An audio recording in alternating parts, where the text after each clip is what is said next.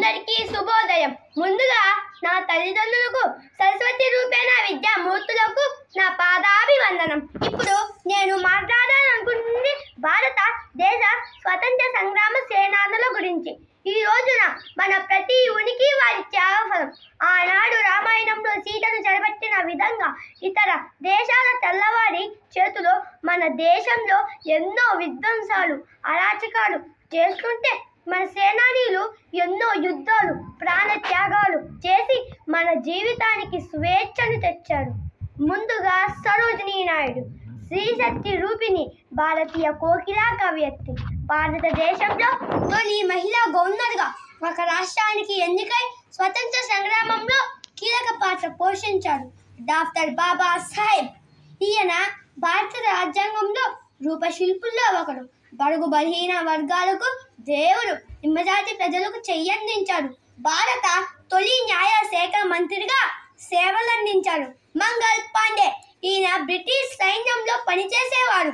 వారు చేసే అక్రమాలను చూడలేక ఒక సిపాయిగా మారి 1857లో వారిపై తిరుగుబాటు చేసినందుకు బ్రిటిష్ వారు ఆయనని ఉరితీశారు. బహదూర్ షా జాఫర్. ఈయన భారతదేశంలో చివరి మొఘల చక్రవర్తి. ఈస్ట్ ఇండియాకు వ్యతిరేకంగా తిరుగుబాటు చేయించి స్వతంత్ర సంగ్రామంలో తన పాత్ర పోషించారు. సర్దార్ వల్లభాయ్ పటేల్. ఈయన భారత జాతీయ కీలక నేత. ఈయన సాయుధ నిరాకరణ ఉద్యమం, క్విట్ ఇండియా ఉద్యమాలు కీలక పాత్ర పోషించి ఉప ప్రధానిగా, హోంమంత్రిగా ఉండి తన బాధ్యతలను నిర్వర్తించారు. రాణి ఝాన్సీ లక్ష్మీబాయి.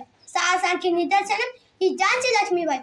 ఆనాడు బ్రిటిష్ వారితో, మహాపురుషులతో సైతం తన బిడ్డను నడుముకి కట్టుకొని పోరాటం చేసిన వీర సైనికురాలు డాక్టర్ రాజేంద్ర ప్రసాద్.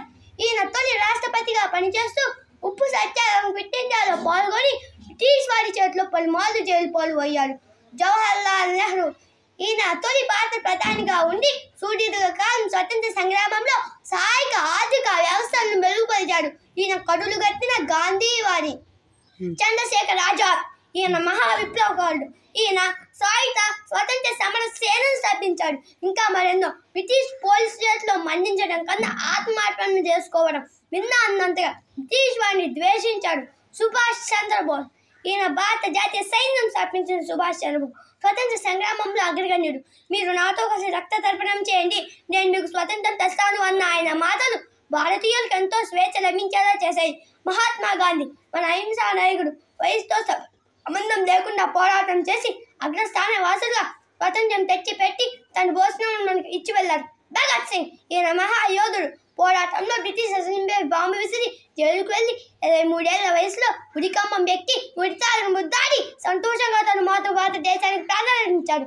ఇంకా ఎంతో మంది త్యాగాల వల్లే ఈ ఆగస్టు 15, 1947న మనకు స్వాతంత్ర్యం మరియు 1950 జనవరి 20న మనకు భారత రాజ్యాంగం ఏర్పడింది. ఈ మహాసేనానీలందరికీ ఇదే నా జోహార్లు.